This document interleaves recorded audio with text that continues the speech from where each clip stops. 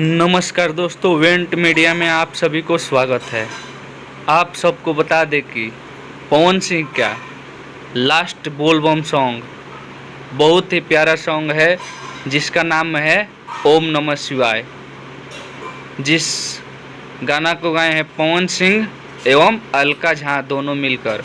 ये जोड़ी बहुत दिन बाद वापस आई है। जिस गाना को लिखे हैं रोशन सिंह विश्वास, जिसके म्यूजिक दिए हैं प्रियांशु सिंह। तो ये गाना बहुत अच्छा लग रहा है। टीजर रिलीज हो गया है माँ अम्बा फिल्म से पर। तो आप लोग जाइए देखिए टीजर को और बताइए कैसा है कमेंट में। ये गाना कल यानी 17 तारीख को सुबह 6 बजे माँ अम्बा फिल्म्स पर रिलीज होगा। तो आप लोग जाइए सुनिए और बताइएगा कैसा है। अगर मेरा वीडियो अच्छा लगा तो लाइक कीजिए, कमेंट कीजिए, शेयर कीजिए और मेरे चैनल को सब्सक्राइब कीजिए। धन्यवाद।